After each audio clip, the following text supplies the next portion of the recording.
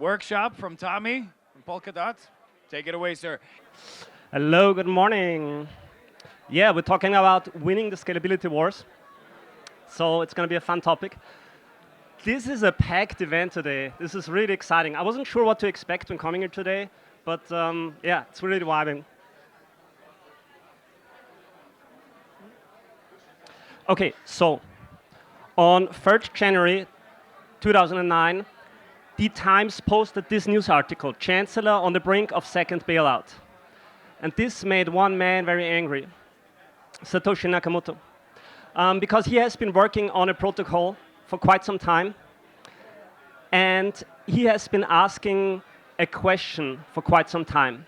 And the question was, can we create a distributed ledger that cannot be manipulated by a single party?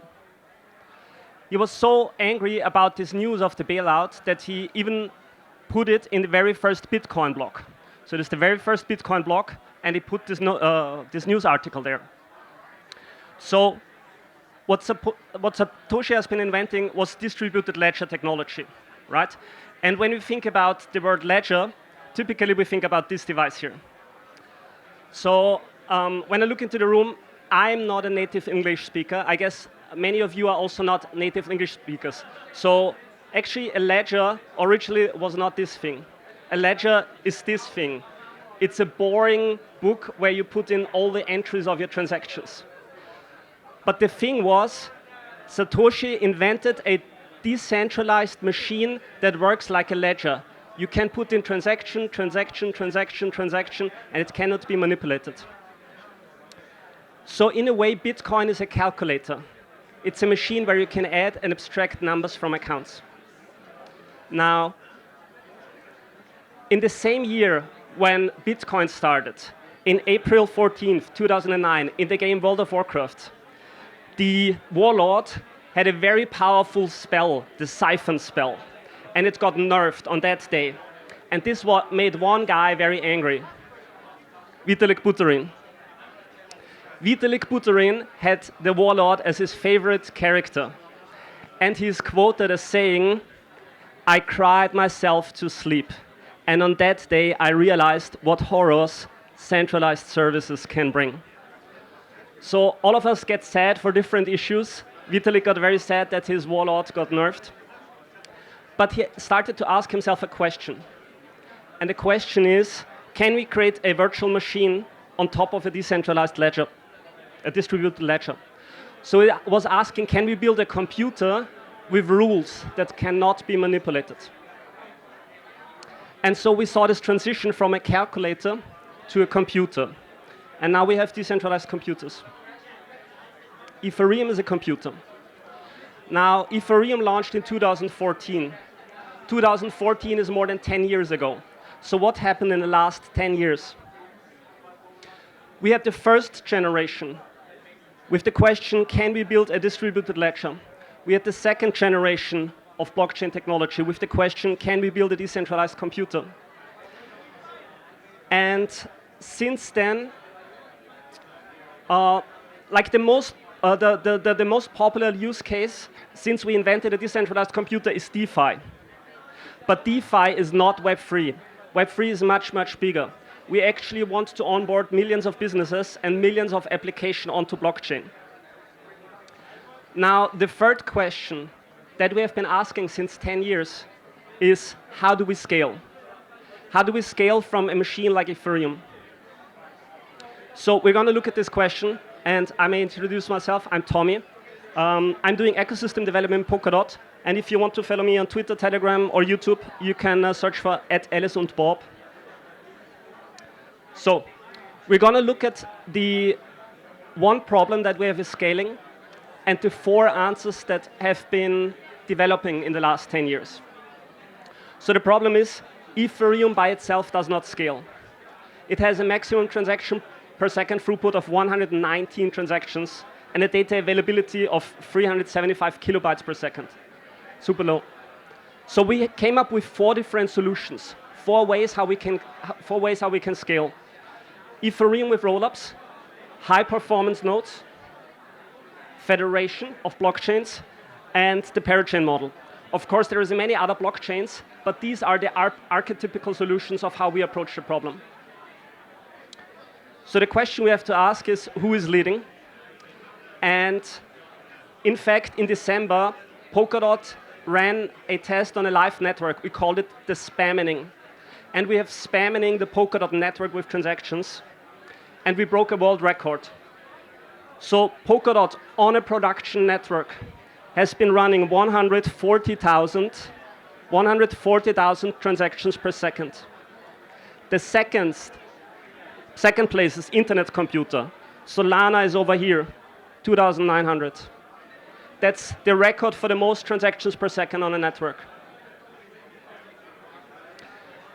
Similarly, data availability, how much data can you put through a chain? Data availability layers like Celestia or EigenDA, they have like 15 megabytes per second, 1 megabyte per second. Polkadot has 42 megabytes per second. Okay, so I did a little bit of bragging. But what we can see is that from the top 20 rollups, the top 20 rollup blockchains, 10 of them are running on Polkadot today. And they're running in different verticals. So the thing that you can see here is that we want to build Web3 for applications. It's not just DeFi, and applications need a lot of throughput. So they have to build in a system that can offer a throughput. This is why we're fighting the scalability wars. So today, Polkadot leads in scalability, and you can challenge me on that. Like, you can come up later if you want.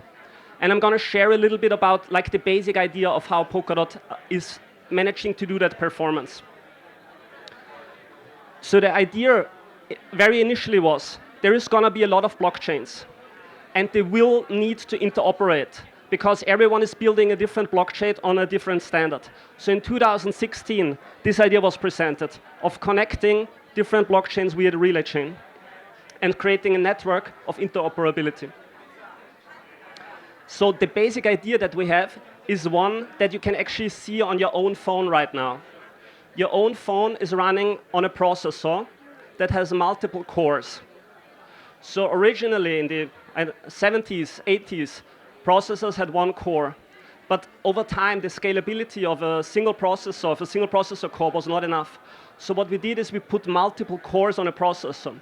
This is what enables us to play games today and to have high-performance applications and to run AI. So what Polkadot has been doing, it created a multi-core virtual machine. Ethereum runs on a single core. It's a single thread, Solana and all the others. We have 50 of those cores. So 50 different blockchains that can run under the same security umbrella. And so what this allows us to do is have horizontal scaling. Because each different core runs a blockchain, all of them can have their own throughput of maybe 5,000, 7,000 transactions per second. And because we can run them horizontally, we can achieve a scale of 140,000 transactions. So you can imagine it a little bit like this. You have these different blockchains, but they're running in parallel, like cores. So the nice thing is now we can start optimizing. We have a multi-core computer, and now we can start optimizing. Maybe we want to run one application in this block and another application in this block, and so on. So we can start mixing things up. And we see that parallelization leads us to the path of optimization. So this is the image of how we like to imagine Polkadot.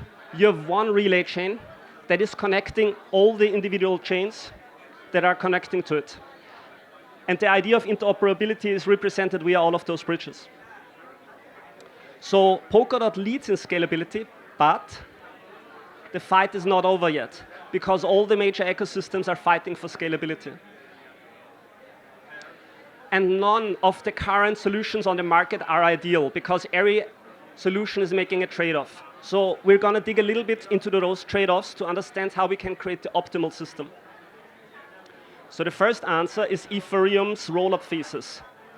And I'm going to highlight the problems of each, also the problems of Polkadot.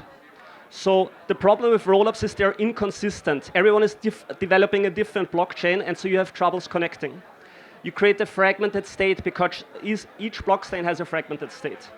The interoperability today is not really good because there is also multiple interoperability standards.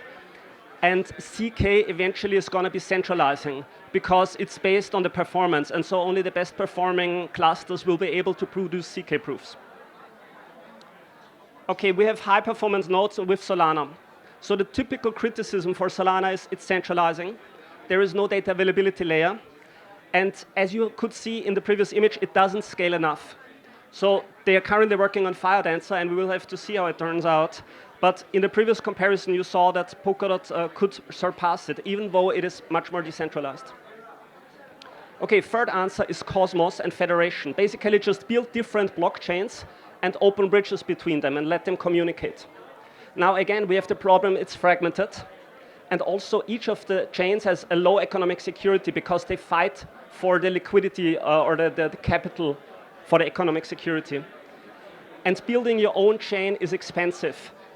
It's not enough to have maybe 2-3 developers to build smart contracts, but you need to have a whole team to operate the networks, to have DevOps, to have quality assurance. It's much, much more expensive. High barrier to entry. And then the fourth answer is parachains and the Polkadot mechanism that I just introduced to you. But here also we see the problem that each parachain is fragmented. Each parachain has its own state, and it's expensive to build. Now, why is fragmentation a problem? We can see that Ethereum is benefiting from its network effects because everything that runs within Ethereum itself, not the rollups, but Ethereum, all the transactions can be composed together, and you can take a flash loan and you can participate in money markets and swap on Uniswap, all within the same block and have a very high capital efficiency. So the idea here is Ethereum leads by network effects. And one answer to winning the scalability wars is, can you create better network effects than Ethereum? Now, I made this chart here to do a little bit of a comparison. So we have few transactions, many transactions, and we have fragmented state and coherent state. So Ethereum started the whole thing, so it has few transactions and one coherent state. Now with the roll-up thesis of Ethereum, it's moving more over here. So it has a more fragmented state, but it is having more transactions. Similarly, Cosmos is very fragmented, but it can also offer more transactions. And Solana is set to lead right now because it has a very coherent state and a lot of transactions. Now the thing is, as I showed you in the first diagram, Polkadot is leading in terms of transactions per segment, but it has a problem. And the problem is it also has a fragmented state. So what we can learn, if we want to summarize, is to win the scalability wars, you need to be able to process the most transactions, and you need to be able to have it in one coherent, one shared state. So in a nutshell, we could say the winner is the system that has a shared state and processes many transactions. So we don't have the winner yet. And we have to ask, how do we get to the winner? So the question is, can we find the right trade-offs to win scalability? And this is where we are proposing a new model for building a decentralized computer, and we're calling it Polkadot Jam. So Jam has the design goals of unifying all the solutions we just discussed. Yeah. So the idea is, Ethereum is a computer, all the Cosmos chains are computers, Solana is a computer, so we have to think in terms of a computer. So we're thinking of Jam as virtual hardware for a decentralized computer, a multi-core computer. We want to have a coherent state where all the states can live in one system with high throughput of compute and data. And the way we want to solve the fragmentation of different chains, because there is a lot of good tech stacks out there, OpStack, Cosmos SDK, Solana smart contracts, all of these are good technologies. So we should find a way to unify the technologies and end the war between, is it this chain or this chain? And ideally, we want to be able to run any kind of application. So we're going to separate this a little bit. This is the only technical diagram you're seeing. But we're separating the virtual hardware from the applications and services. So the idea is that in Polkadot, the most basic primitive is not an account, it's not a smart contract, it's not a blockchain. It's a service. So for example, Polkadot parachains are a service. Ethereum smart contracts. So Ethereum is a service to run smart contracts. You want to have a service that can run Cosmos SDK chains or Solana smart contracts or eigenlayer AVS or any other kind of system. So we want to define these technological stacks as services that can run in one system. And how we do it is we separate it from the execution. So what Polkadot does is it provides a multi-core computer, and every blockchain is consuming one core, or maybe even multiple cores. Like your favorite game is using multiple cores on your phone or your computer. So, and in the middle we have sequencers. These are the block-producing nodes. And we're not limiting a sequencer to one blockchain. A sequencer can compose transactions of any kind of these services. And so you could have a Solana-like smart contract being composed together with an Ethereum smart contract, or the block production from a Polkadot chain. And so what it creates is a dynamic system where you can deploy in any kind of technology. And if you have the right sequencer, the right shared sequencing, you can compose all of these applications together. A little bit of the technical specifics, and then we're going to zoom out again. So the data availability we want to provide is 850 megabytes per second. This means you could stream YouTube videos over Polkadot on the data availability. It's going to be expensive. You don't want to do it, but you could do it if you want. Another thing, I'm going to keep this for a little bit later. So over 28 days, the data availability, this means a data lake, a decentralized data lake of 1.6 petabytes on which every application can have access. This is like the RAM on your computer, the random access memory of 1.6 petabytes for this decentralized supercomputer. Like if you would express it in EVM gas, it would be 1 trillion EVM gas per second. And we the pessimistic estimate is to have 1 million transactions per second. We're fairly confident that we can do 1 million transactions per second on the lowest layer, with the full shared security. Okay. So let's zoom out a little bit again.